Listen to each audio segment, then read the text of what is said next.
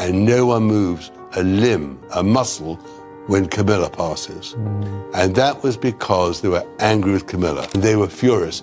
And not only that, Kate and William were angry too.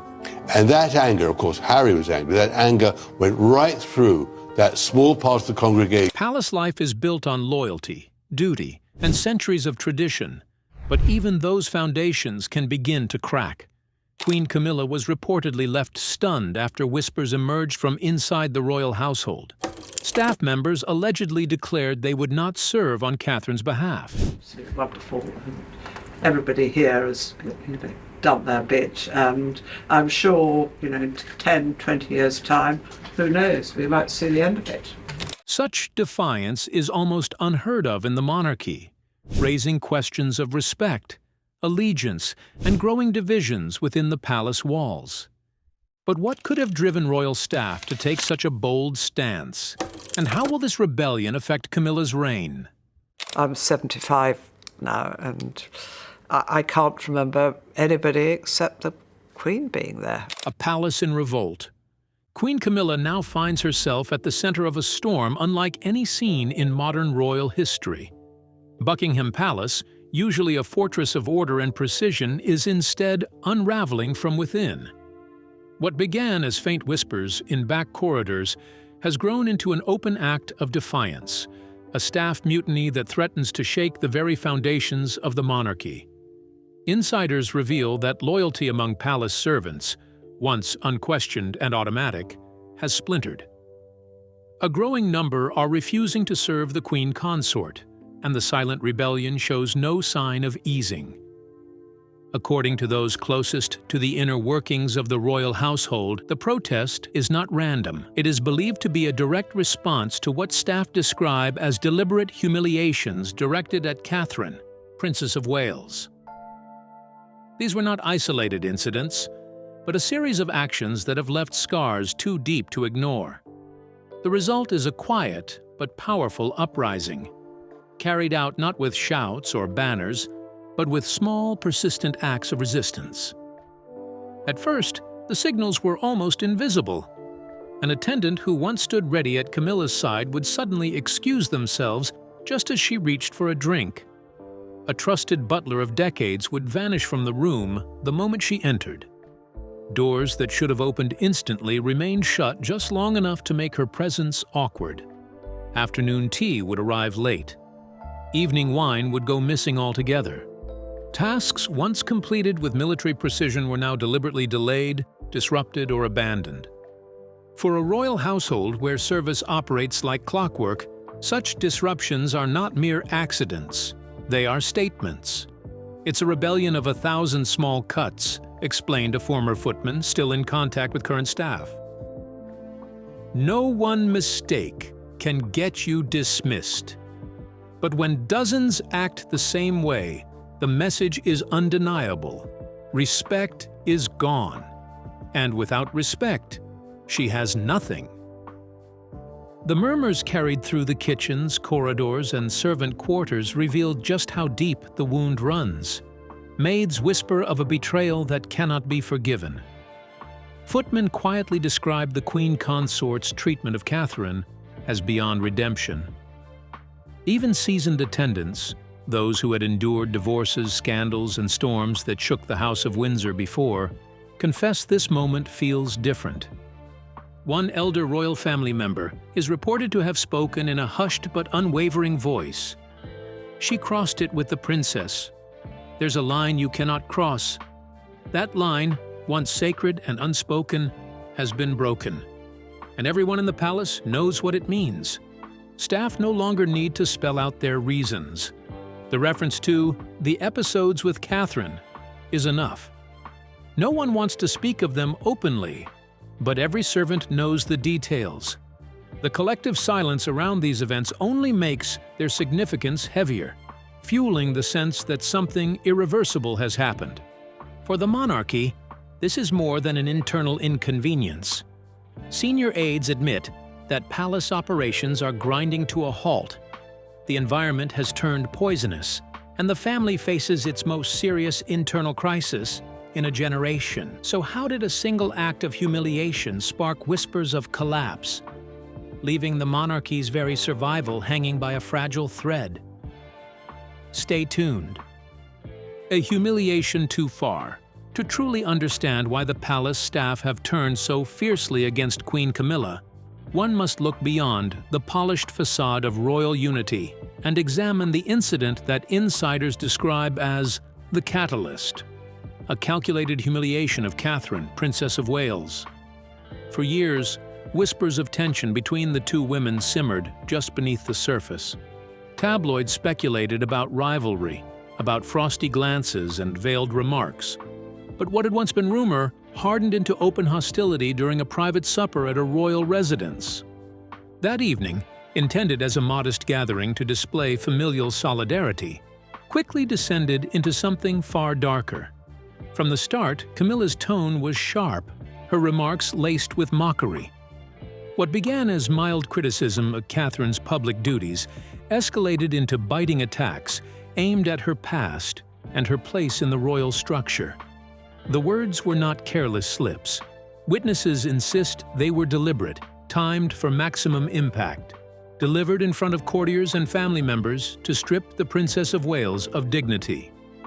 Those outside the ornate dining room recall raised voices, Camilla's cool, disdainful, and Catherine's strained, tinged with disbelief. When the confrontation ended, Catherine emerged visibly shaken. Her face was pale, her usually composed presence fractured. A personal aide later confided that the princess left the room in tears, an occurrence so rare it startled even those accustomed to the pressures of royal life.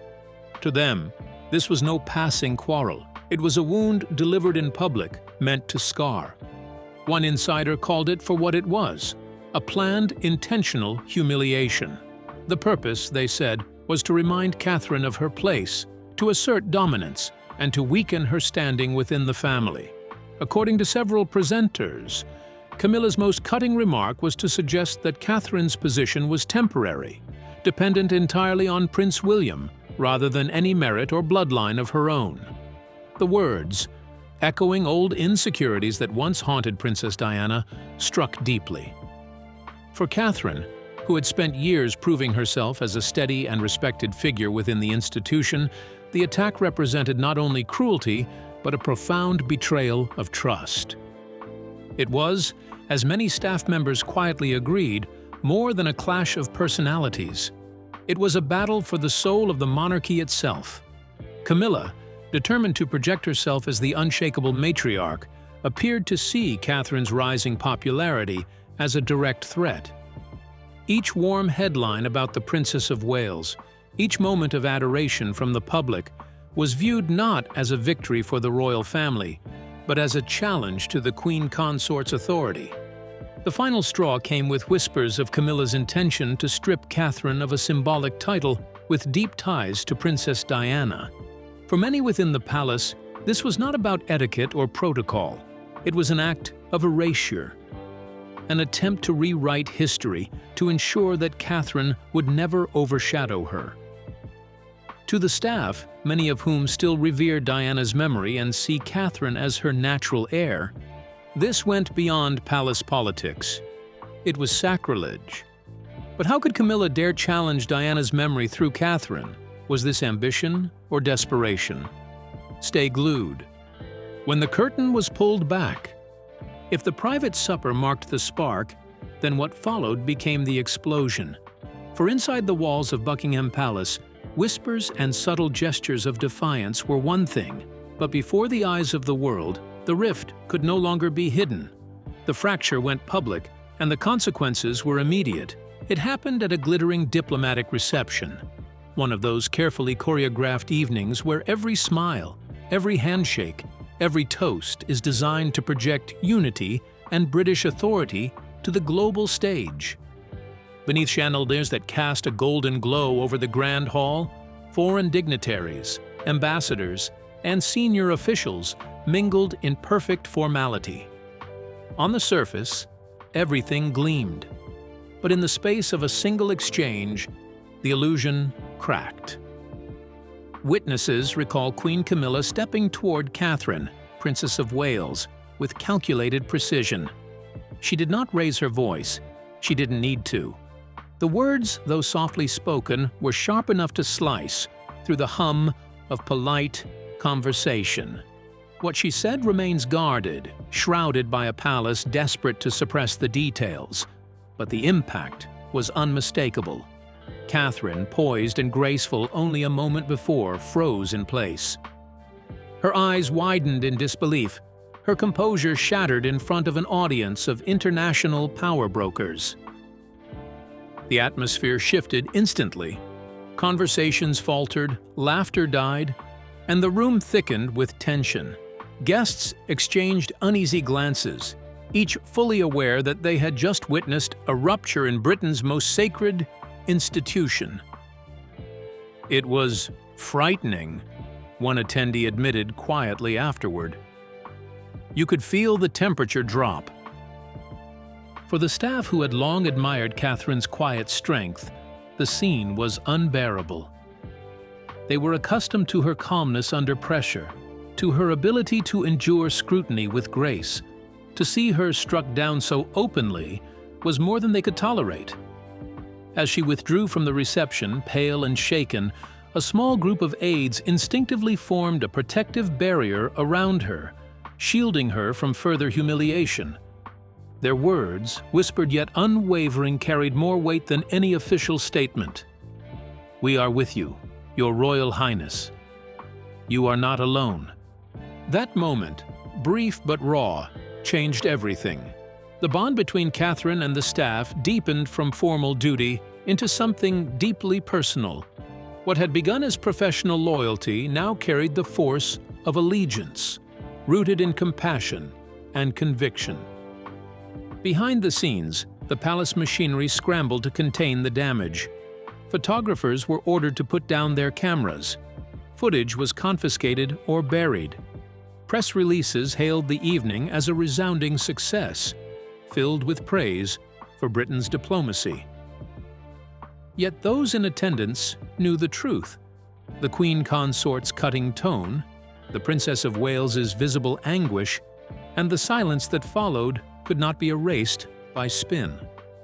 Prince William's reaction was measured in public, but searing in private.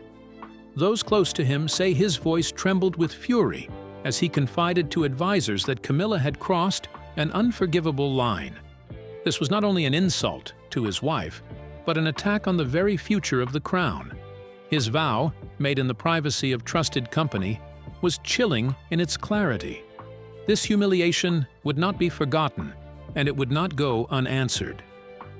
And what did the staff's silent defiance truly mean? Was it loyalty, rebellion, or destiny rewriting the monarchy's future forever? Keep watching. Loyalty, written in small gestures. The palace revolt did not erupt from thin air. It was not a sudden burst of anger, nor a rebellion fueled only by Camilla's actions. Its roots stretched back over more than a decade, quietly nourished by Catherine's own conduct.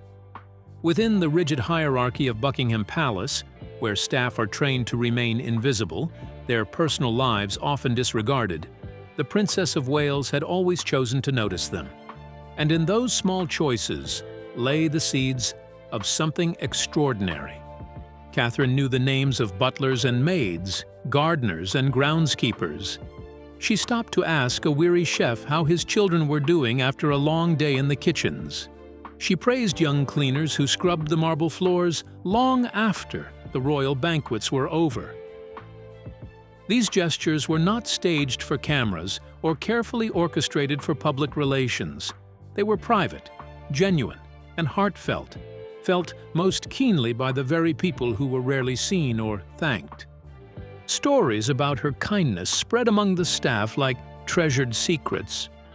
When a junior maid fell gravely ill, Catherine quietly arranged for soup from the royal cook to be sent to her room, accompanied by a handwritten note of comfort. When a footman lost his father, she didn't simply offer a formal word of condolence. She wrote to the family herself, expressing sorrow with such sincerity that it reportedly moved them to tears. In a world where distance is the norm, these moments mattered. "That kind of thing just doesn't happen," an ex-footman explained. "We're there to serve them, not the other way around." When someone like her takes the time to notice your life, your struggles, it builds loyalty no command can buy. By contrast, Queen Camilla was viewed very differently within those same walls. Insiders describe her as distant, brusque, and at times openly unkind. Where Catherine eased burdens with a smile, Camilla was known to scold, to snap, even to belittle staff over the smallest mistakes. The comparison did not go unnoticed. Everyone within the palace understood there was a rift between the two women. But when stories of Catherine's compassion circulated, they crystallized the divide. What once had been a question of duty slowly became a question of allegiance. Tradition dictated that staff serve the crown, regardless of who wore it. Yet this time, tradition faltered. Many could no longer see Camilla as the embodiment of the monarchy. Instead, they turned instinctively toward Catherine, the woman they felt carried their true spirit. For the first time in modern memory, loyalty within the royal household broke away from the throne. Staff did not view their defiance as treachery. They believed it was an act of preservation, a way of protecting the dignity and future of the monarchy itself. In their hearts, they had already chosen Catherine. To them, she was not only the Princess of Wales, she was the queen they believed in, the Queen of Hearts. But how did a silent rebellion inside gilded palace walls turn Catherine into the chosen Queen of Hearts? The moment the palace tore open, tensions that had been simmering finally erupted into full view. Insiders say Queen Camilla first tried to ignore the slow, steady rebellion of the staff. But when the pattern became undeniable, she lost her temper. Senior aides were ordered to find out who was behind the quiet refusals. Names were checked, lists were made, and accusations began to travel through departments like wildfire. Camilla warned plainly that anyone caught disobeying orders would face the harshest punishment, dismissal from their post. Those threats did not stop the dissent. If anything, they hardened it. Staff who already felt hurt and betrayed heard the warnings and took them as proof that the queen consort ruled by fear. What was intended to cow them only convinced more people that the palace atmosphere had become intolerable. The more she pushed, the more determined they grew. A tense meeting with senior domestic officials reached a breaking point. Witnesses describe a scene of raw anger. Camilla, furious, slamming her hand on a table, accusing workers of betraying her and the very crown they served. The outburst was so fierce that even those closest to her were shaken. It revealed a desperation that had been building for weeks, a hope turning to panic as control slipped away. The situation stopped being private when a covert audio of the tirade reached journalists. Within hours, headlines screamed about a royal meltdown. Clips of Camilla's raised voice circulated, and the palace found itself under an intense, humiliating spotlight. The leak changed everything. What had been a circulating whisper among staff was suddenly a public story, and the story made the palace seem fragile at the worst possible moment. Those events were the catalyst for Prince William.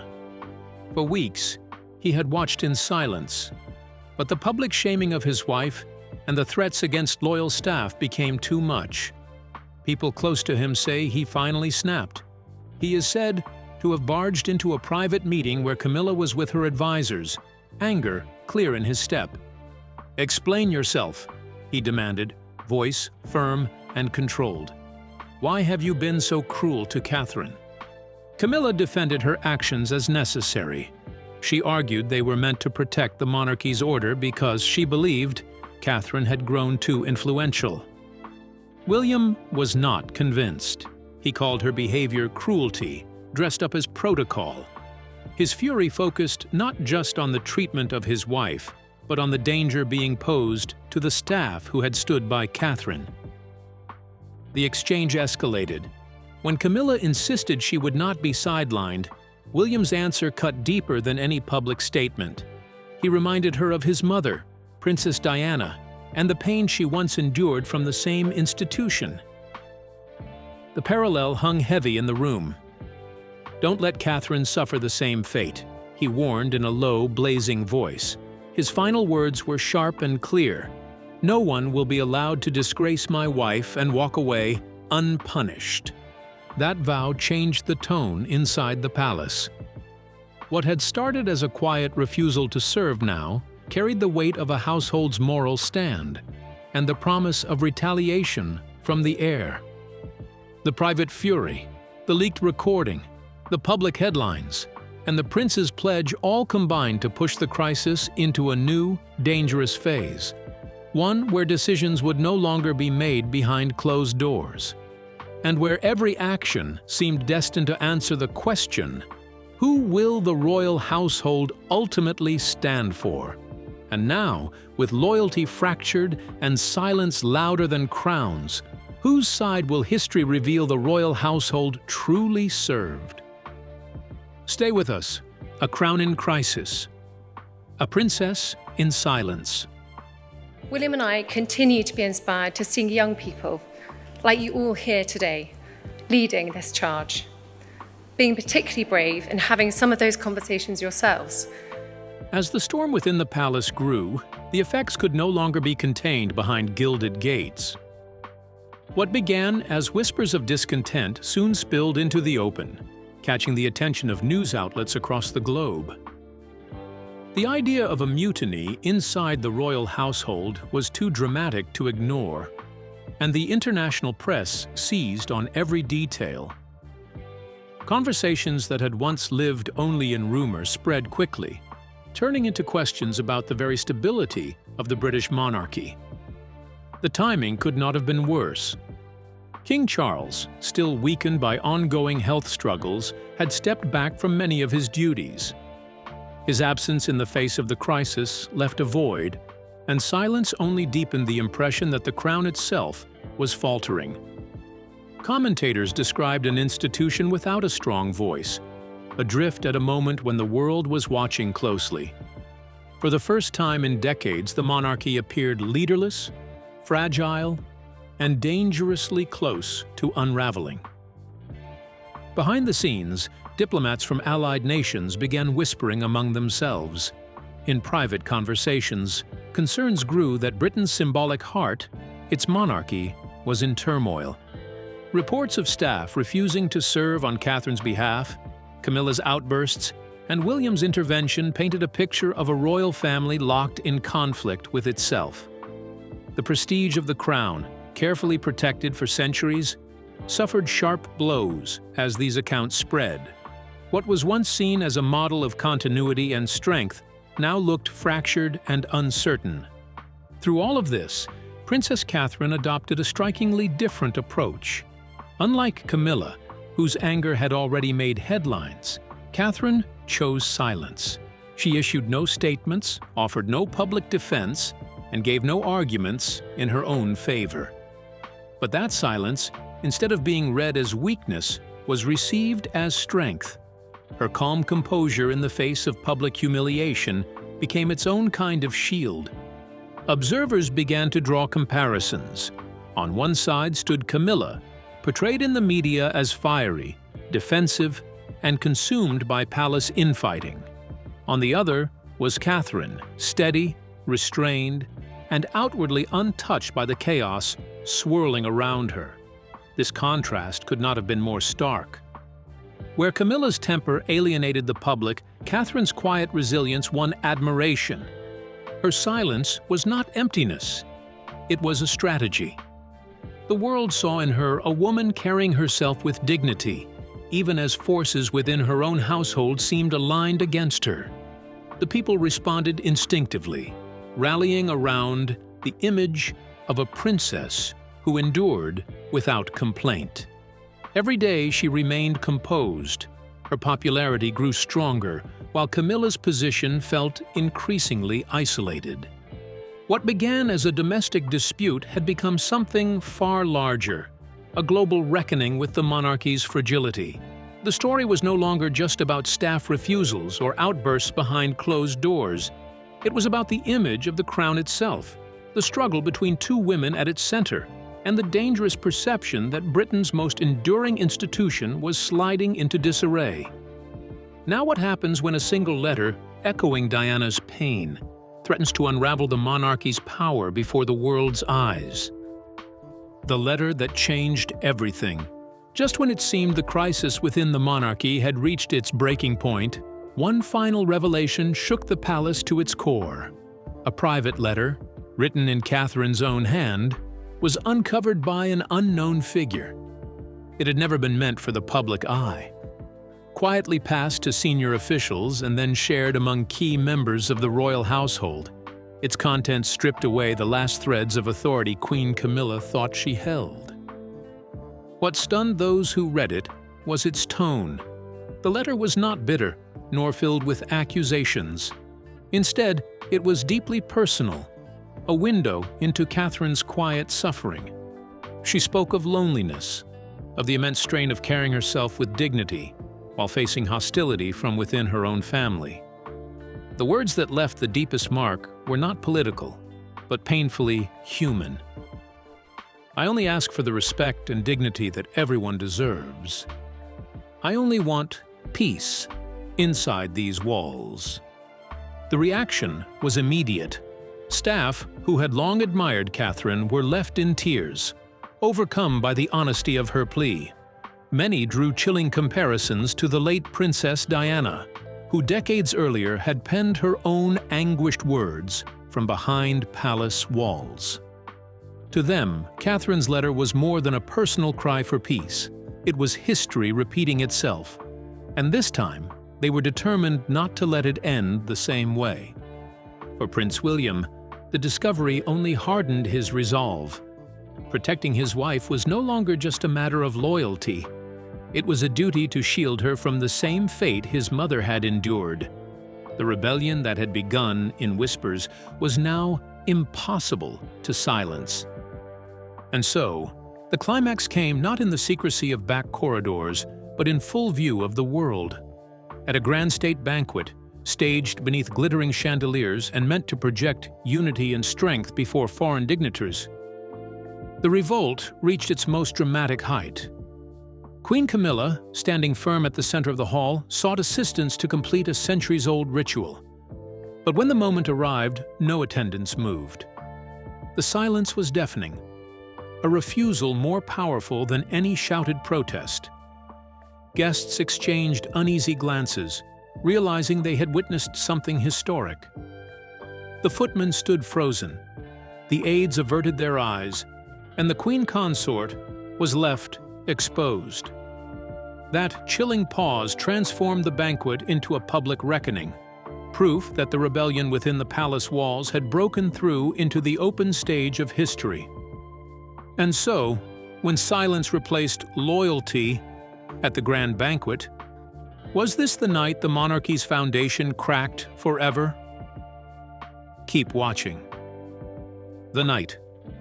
The crown trembled. Not a single figure stirred. The footmen stood frozen in their places, the attendants fixed their gaze forward, and an almost unbearable silence filled the grand hall. Then came the sound, a horrified cry that echoed against the high ceilings, as the Queen Consort of the United Kingdom found herself exposed, standing utterly and publicly alone. Her staff's refusal to act was more than hesitation. It was a declaration, a silent but thunderous refusal that carried across the room. Moments later, the heavy doors opened and Prince William entered with Princess Catherine at his side.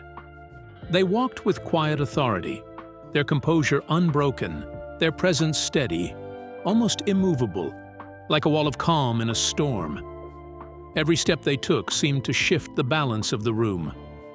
In unison, the staff lowered their heads in reverence, a gesture that spoke louder than words.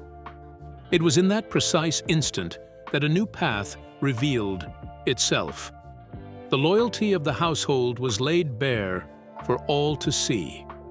Without a single word, Catherine claimed the respect of every soul present. Her silence was power. Her dignity was her weapon. While she stood unshaken, Camilla remained stranded in isolation. Witnesses later described the Queen Consort's expression as collapsing under the weight of realization, a face broken by defeat. For the first time, she seemed to understand that the battle was already lost. She was not only confronting Catherine, but also a wall of staff who had chosen their allegiance, a stepson who stood firmly by his wife, and a monarchy whose future was moving on without her. The crown she had pursued with such determination now felt hollow, stripped of the reverence she once believed it carried. The rebellion did not end with a dramatic proclamation or a shouted command. It ended with something far more devastating, a silent truth no one could deny.